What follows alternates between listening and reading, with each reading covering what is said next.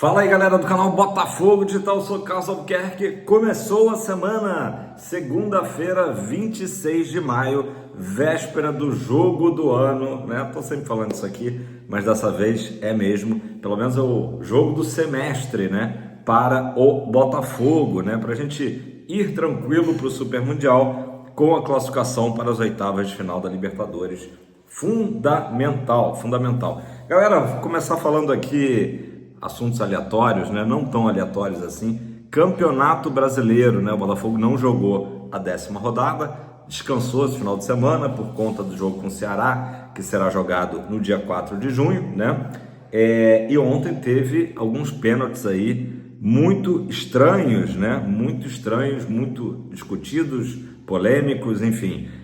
Quem acompanhou a rodada viu o pênalti lá a favor do Grêmio, né? O Grêmio, que tinha sido prejudicado na Copa do Brasil, acabou sendo ajudado no jogo contra o Bahia, né? É um pênalti assim, cinematográfico, né? Um salto cinematográfico, um duplo twist carpado do jogador do Grêmio, assim como também na partida entre Palmeiras e Flamengo, pênaltis aí bem controversos, o pênalti que abriu o marcador para o Flamengo também, muito discutido, né? Acho que praticamente nas resenhas aí da TV não vi ninguém concordando, né, com esse pênalti marcado pelo VAR, né? E o mais curioso, e aí sim chega até o Botafogo, é que na primeira rodada foi o Ramon Abate Abel, que apitou o jogo entre o Botafogo e Palmeiras, aliás, Palmeiras e Botafogo, não deu aquele pênalti no Igor Jesus, foi o que ontem acabou acatando a chamada do VAR pelo Wagner Hilley, né? Um VAR aí também conhecido do torcedor alvinegro, né? Não da melhor forma possível, e marcou esse pênalti que abriu aí o caminho para a vitória do Flamengo diante do Palmeiras. O goleiro Everton do Palmeiras fez uma reclamação grande saindo de campo, né? Disse que, enfim, o pessoal sempre dá um jeito de arruinar, né? Eu não vou usar a palavra que ele usou, mas vocês entenderam, né? Arruinar com a partida, com o futebol brasileiro. Só que é aquela história, né? O Palmeiras, quando reclama, a gente também até acha graça, porque é uma equipe que constantemente é ajudada. Teve já pênalti contra o Sport, também, enfim, extremamente discutível. Então o Palmeiras normalmente é muito ajudado pela arbitragem. Ontem acabou provando do seu próprio veneno, que é aquela história que a gente fala, né? A boa vontade dos árbitros com determinadas equipes. Então o Palmeiras, praticamente contra qualquer adversário, né, terá essa boa vontade, mas aí quando enfrenta equipes como o Flamengo, a balança, no caso de ontem, pendeu para o clube do Rio de Janeiro, né? Então é muito difícil e falta critério. O que a gente fala falta critério. Se aquele lance é pênalti, outros lances também teriam que ser marcados, né? E obviamente que ali o jogador do Flamengo sentiu ali um mínimo contato e forçou, né, o salto ali para justamente tentar a marcação do pênalti e logrou êxito, teve sucesso. Galera, falando ainda de notícias não totalmente relacionadas ao Botafogo, né? O técnico italiano Carlo Ancelotti dirigiu o Real Madrid pela última vez no sábado na vitória de 2-0 contra o Real Sociedad e ontem embarcou, né? Pegou aquele jatinho rumo ao Brasil, chegou no Rio de Janeiro, no Galeão, ali por volta das 10 da noite, de onde seguiu para o hotel na Barra da Tijuca, onde ele fará a convocação. Primeira convocação do Ancelotti hoje às 3 da tarde. Da pré-lista, a gente já sabe alguns nomes, né, que vazaram. Tem 2 jogadores do Botafogo, o Alex Telles e o Igor Jesus, então possibilidades aí de um ou outro ser convocado pelo Ancelotti ou Ancelotti, como quiserem. Ontem também foi um dia importante na CBF. Olha como as coisas da CBF estão acontecendo aí de uma forma bem aleatória, né? O Samir Chaud, o novo presidente eleito, era candidato único, teve o apoio do Botafogo, inclusive, né? Ele que tinha acabado de assumir recentemente a federação lá de Roraima, né? Então o Samir Chaud é o novo presidente. Se tudo ocorrer bem, o que tem sido, né, pouco normal na CBF, ele ficará por 4 anos à frente da Confederação Brasileira. Duas primeiras dois primeiros atos do Sami Saúde, tá? O primeiro, que eu acho que é bem positivo, que é a diminuição das datas dos campeonatos estaduais, de 16 para 11 datas. Ele já anunciou isso ontem, e existe também uma intenção de fair play financeiro. E aí a gente tem que entender, né? Eu confesso que eu ainda não me debrucei sobre qual é a proposta da CBF, né? Talvez nem a CBF ainda saiba, mas como que vai funcionar esse fair play financeiro? Na minha opinião, não faz sentido você simplesmente botar um teto de investimentos. O que tem que existir um acompanhamento se os clubes estão pagando as suas dívidas ou pagando as suas contratações. Caso do Atlético Mineiro. O Atlético Mineiro tem sido acionado aí na justiça por vários clubes, né? Que o Atlético comprou jogadores. O próprio Botafogo não acionou, tá? Mas o Botafogo vendeu o Júnior Santos no início do ano, e o Atlético Mineiro está em atraso com algumas parcelas, né? Então, o que eu acho que o fair play financeiro tem que funcionar dessa forma. Você só pode contratar um novo jogador se os pagamentos a outros clubes, né, em relação a outros jogadores, estejam em dia, né? Ou pelo menos botar ali um limite, porque não pode um clube que está inadimplente assumir uma nova dívida. Essa é a minha opinião em relação ao fair play financeiro, né? A gente vai falar, por exemplo, agora do Botafogo, com interesse, né? Eu botei já na thumb, né? No Abner do Juventude. Então, por exemplo, o Botafogo só poderia contratar um novo jogador se os outros jogadores que o Botafogo contratou esteja tudo ali, tudo certinho, tudo em dia. Beleza? Antes da gente falar do Abner, né? Vamos falar dos outros zagueiros, né? Dos que estão no elenco.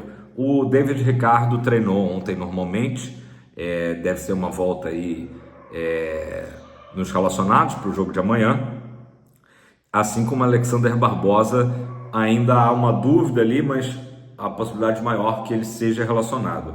É importante porque já não estamos com a nossa zaga titular, né? Então, a tendência hoje eu apostaria que Jair e David Ricardo comecem jogando nesse jogo tão importante de amanhã, mesmo que o Barbosa, por exemplo, esteja liberado, tá? Outros jogadores do DM, Savarino também, o retorno aos relacionados é certo, Arthur a mesma coisa, Matheus Martins também treinou ontem, também deve entrar, assim como o Mastriani. Então, de momento, né, todos esses jogadores do DM, exceção feita ao Bastos, né, devem estar disponíveis para o técnico Renato Paiva relacioná-los.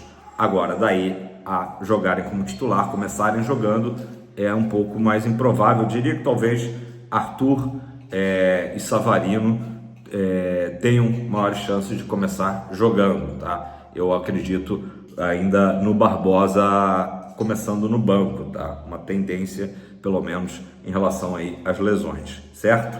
Então, esse é a boa notícia, claro. O Botafogo, que talvez, se for divulgar hoje uma parcial, esteja ali na casa dos 35 mil torcedores para a partida de amanhã, e acreditando que consiga, né, chegar até próximo dos 40 mil. O maior público do Botafogo no ano foi diante do Racing, né? A final da Recopa, o que o Botafogo conseguiu botar 29 mil torcedores no Newton Santos. Esse número já foi superado, já que na última quinta-feira o Botafogo divulgou o número de 30 mil torcedores garantidos para esse duelo com a Universidade do Chile.